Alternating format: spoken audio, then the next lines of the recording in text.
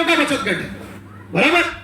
50 परिवारों का बचत गट एक जगह पर आकर इस तरीके का कार्यक्रम लेता है, ये एक्चुअली में बहुत बड़ी गौरवान्वित करने वाली बात है, और इसके लिए इन सब लोगों का मैं अभिनंदन करता हूं। लेकिन एक चीज का थोड़ा सा मलाल लगता है दादा, वो ये कि ये जो सीटें वैकेंट है ना, ये सीटें अगर भर जाती ना तो आप लोगों की मेहनत को और ज्यादा पंख लग जाती। लेकिन फिर भी दादा आप लोगों के लिए एक बात बोलूंगा, जो आए अगर उसूलों पे आज तो टकराना जरूरी है, जो आए अगर उसूलों पे आज तो टकराना जरूरी है, और हो अगर जिंदा तो जिंदा नजर आना जरूरी है। आप लोगों ने जिंदा है ये दिखाया। तो गोंडी गोंडवाना पे मुझे बात करने के लिए बोला गया, और मुझे ये लगता था कि प्रास्ताविक मतलब थोड़ा सा स्टार्टिंग में इंट्रोडक्टरी पार्ट में मैं ये सब बातें बोलूं, क्योंकि मेरे समाज को इन सब चीजों की ज्यादा जरूरत है। बाकी इतिहास भूगोल तो बताते रहेंगे, बताते हैं हमेशा। अब मैं एक चीज बहुत इंपॉर्टेंट तरीके से बताता हूं कि हमारे देश में एक नाम बदलने का एक ट्रेंड चला हुआ। जैसे एमपी में दादा नर्मदापुरम हो गया, होशंगाबाद, और गढ़मंडला को महिष्मती कुछ तो नाम देने का चल रहा था, है ना? क्या बोले? हाँ, विरोध हो गया दादा, लोगों ने, सब लोगों ने विरोध किया, तो गढ़मंडला को महिष्मती नाम मिलते मिलते रह गया कुछ। लेकिन ये गवर्नमेंट जो है वो नई चीज बनाने की जगह पे पुरानी चीजों को अपना कुछ तो भी नाम देने का काम कर रही है। तो मेरा ये कहना है, भाई एक काम कर लीजिए, ये जो देश है इसका पुराना नाम गोंडवाना था, हाँ?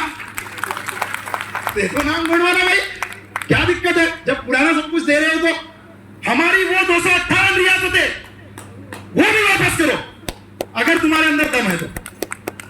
वो नहीं जम रहा है, क्या जम रहा है? तू मेरा नाम बदल, मैं तेरा नाम बदलता हूं, है ना? यही चल रहा है। लेकिन बात यह है कि इन सब में एक बहुत इंपॉर्टेंट चीज है, हमारे जैसे लोगों के लिए बहुत ज्यादा अच्छी चीज ये हो रही है कि इस चक्कर में हम लोग इतिहास पढ़ रहे हैं। इस चक्कर में हम लोग इतिहास पढ़ रहे हैं कि सही में ये था तो ये क्या था। जो पाटलिपुत्र है वो पाटलिपुत्र नहीं, वो पाटालिर पुत्र था।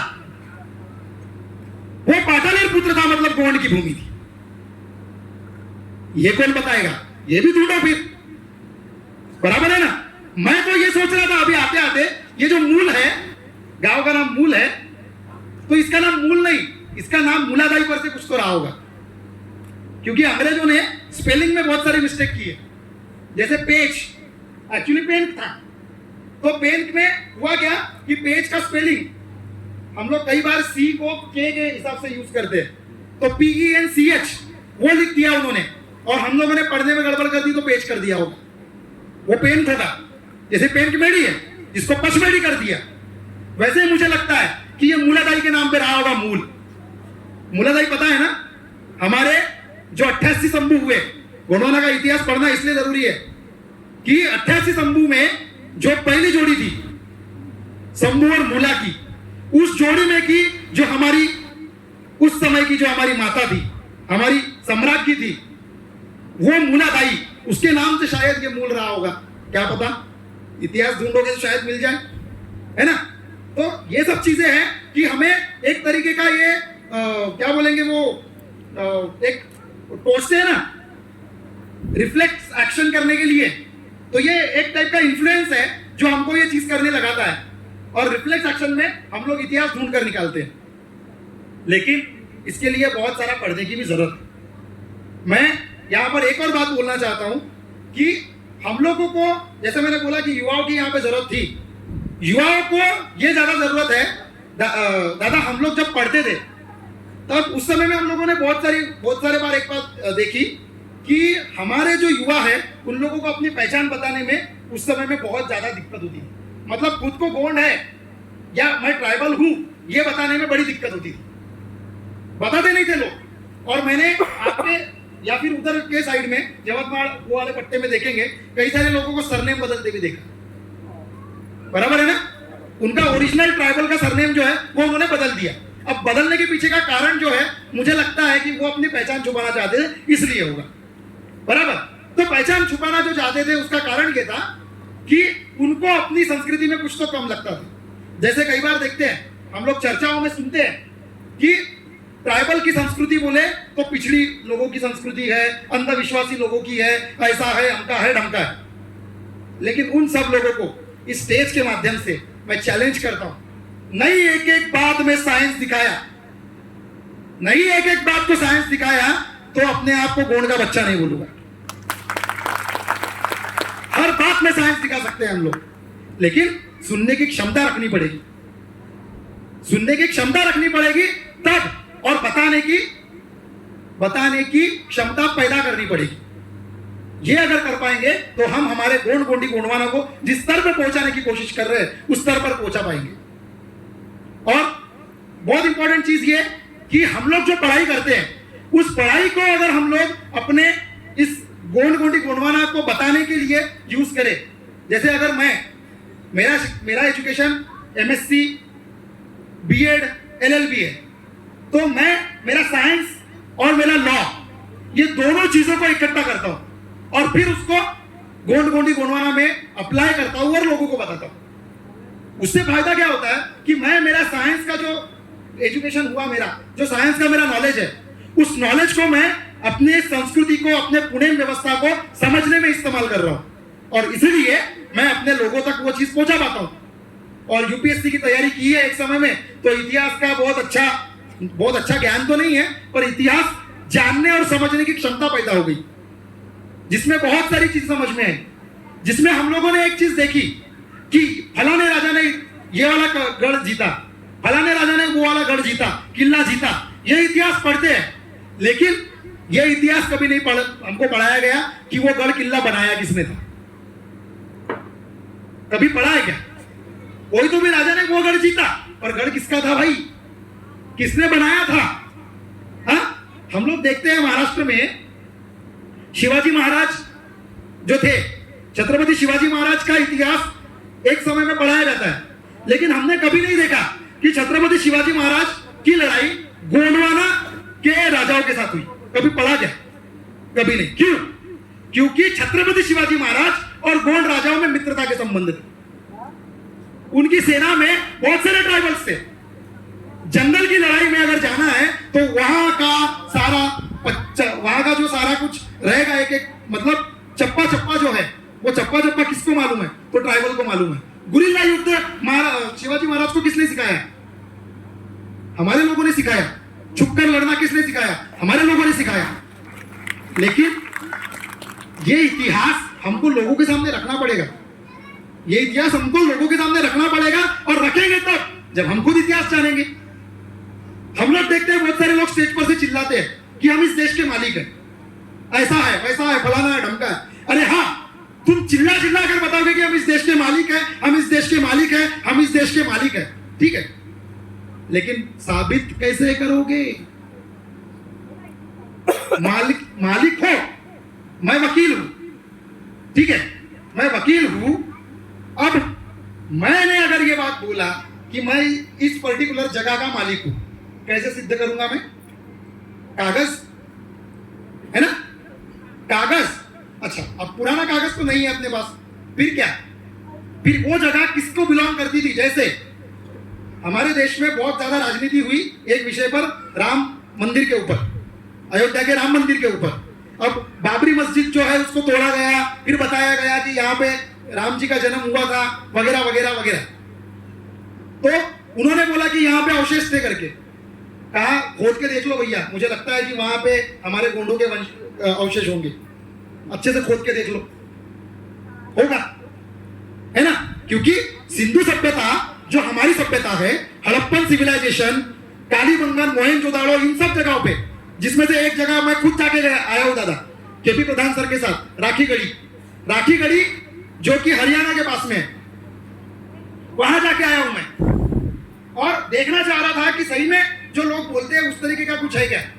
और एक्चुअली में सारी जगह जो टापू है वो सारे ट्राइबल सिस्टम से बने हुए हैं। वहां लोगों को गाड़ने की जगह, वो सारा कुछ हमारे यहाँ पे जैसा देखते हैं हम लोग कि मरने के बाद में लोगों को जब गाड़ा जाता था तो गाड़ने के बाद में उसके आसपास उसकी पसंदीदा चीजें डाल दी जाती थी, तो वो सब चीजें है वहां पे। उसका पिक्टोग्राफ भी मेरे पास है। कहने का मतलब ये है कि हमको सिर्फ पढ़ना नहीं, उन जगहों पे विजिट करके भी देखना पड़ेगा कि क्या मतलब कुछ है, हमको हमारे काम का कुछ मिलता है। क्योंकि अगर हम पहले से जाकर नहीं देखेंगे ना, तो जिन लोगों के हाथ में वो सब है वो बिगाड़ दिया जाएगा, वो बदल दिया जाएगा। और अगर बदल दिया जाएगा तो उसको वापस बदलने के लिए हम लोगों को बहुत ज्यादा ताकत लगानी पड़ेगी।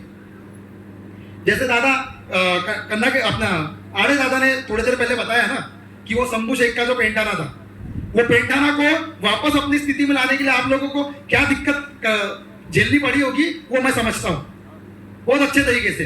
क्योंकि वो लड़ाई कानूनी और लोगों के साथ जो लड़ाई लड़नी पड़ती है, वो लड़ाई क्या होती है वो मैं रोज देखता हूं कोर्ट में। कहने का मतलब ये है कि पहले से अगर हम लोग उन सब जगह जो हमारी जगह है उन जगहों को पकड़ कर रखेंगे, उनको संरक्षित करके रखेंगे, तो हमको ज्यादा एफर्ट्स डालने की जरूरत नहीं पड़ेगी। समझ रहे हो ना? तो हमारी जो जगह है उन जगहों को प्रोटेक्ट करके रखो। हम लोग देख रहे हैं नए नए टाइप की चीजें हमारे ऊपर में थोप दी जा रही है, लेकिन हम लोग हमारे पुराने पेंटानाओं को, हमारे पुराने पेंजनाल को कितना जानते हैं? मुझे बताइए। दादा ने बताया कि एक बाबूराव शर्मा की जी जो है वो अंग्रेजों के खिलाफ एक भी लड़ाई नहीं हारे। मुझे उस राजा का नाम बताओ जो अपनी पूरी लाइफ में किसी भी राजा से एक भी लड़ाई नहीं हारा। आप बता पाओगे क्या? बता, नाम पता है? बिल्कुल जोर से बताइए दादा। संग्राम शाह मड़ावी, जिनका ओरिजिनल नाम अम्मनदास था। संग्राम शाह मड़ावी जिन्होंने अपनी पूरे कार्यकाल में, अपने पूरे 50 साल के कार्यकाल में एक भी लड़ाई नहीं हारी। कहां पढ़ाया गया हमको? नहीं पढ़ाया। संस्कृत में किताबें लिखी उन्होंने, गोंडवाना में सोने के सिक्के चलाए गए उनके एक शासनकाल में। कहां पढ़ाया गया हमको? नहीं पढ़ाया गया। इतिहास संजो के रखने की जगह चीज है। इतिहास संजो के तब रखेंगे जब हम हमारे पुरानी जगहों को संजो कर रखेंगे। अभी हम लोग भीमाल पेंटाना है, पता है आप लोगों को? सबको कहां पे है? पीछे वालों को पता है भीमाल पेंटाना? हाथ हिलाकर भी बता सकते हैं। नहीं पता है? पता है?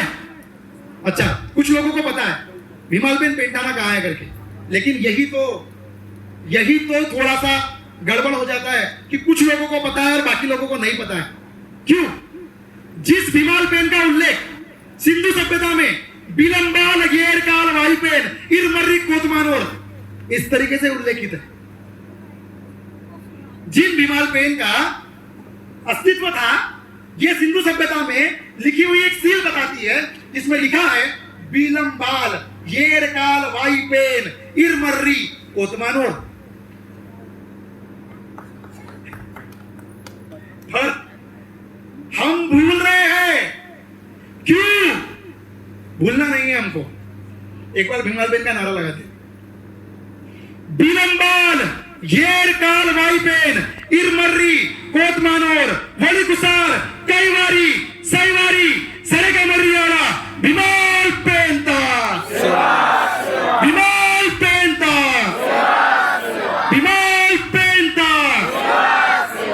तो बस मैं मेरी वाणी को यही विराम देना चाहूंगा, क्योंकि दादा को भी बात करनी है और हमारे आत्या भाई को भी बात करनी है। बस जाते जाते इतना ही बोलूंगा दादा कि जितनी बातें मैंने यहाँ पर बोली, दादा लोग को और ताई लोगों को भी ये बात बोलूंगा कि मैंने जो बातें अभी यहाँ पर आप लोगों से शेयर की है उन सब बातों को सीरियसली लीजिए, क्योंकि बहुत ज्यादा जरूरी है इतिहास को ट्रांसफर करना। अभी कुछ दिनों पहले हम लोगों ने महिला दिवस मनाया। क्यों मनाया? क्यों मनाया ताई? क्योंकि महिलाओं को उनके अधिकार नहीं मिल रहे थे उस समय में। तो किसी तो भी महिला ने उस समय में आवाज उठाया, और आवाज उठाने के बाद में चलो ये बात निकल गई तो 10 मिनट और ले लेता हूं। उस समय में किसी महिला ने आवाज उठाया और अंतरराष्ट्रीय स्तर पर हमारी महिलाओं को, सारे महिलाओं को, पूरे दुनिया भर की महिलाओं को कुछ अधिकार प्राप्त हुए, ऐसा बताया जाता है। लेकिन मैं तो उस गोंडवाना की बात कर रहा हूं जिस गोंडवाना का शंभू खुद उसकी पत्नी के नाम पे जाना जाता था। बराबर। इसका मतलब यह है कि इस गोंडवाना में मातृशक्ति को सर्वोच्च स्थान था, है और रहेगा। इसलिए हमको कोई महिला दिवस मनाने की जरूरत ही नहीं पड़ती, क्योंकि हमारी संस्कृति, हमारे रीति रिवाज, हमारी परंपरा और हमारे पुरखाओं की जो बातें हैं वो हमको सिखाती है कि महिलाओं का सम्मान तुमको करना ही है। और क्यों करना है भाई? अच्छा, मुझे एक बात बताओ, महिला के नाम से शंभू क्यों जाना गया होगा? महिला उस अपनी पत्नी के नाम से शंभू को क्यों जाना गया होगा? शंभू तो खुद के नाम से भी जाना जा सकता था, उसका नाम कोसोडुम था, तो कोसोडुम हम बोल सकते थे कि कोसोडुम और मूला की जोड़ी, पर शंभू और मूला की जोड़ी। उसके बाद शंभू मूला, शंभू रम्मा, शंभू टंबा, शंभू रैया, शंभू गौरा, शंभू गिरजा, शंभू पार्वती वगैरह वगैरह, 88 जोड़ी, शंभू तुलसा वगैरह वगैरह, सभी शंभू।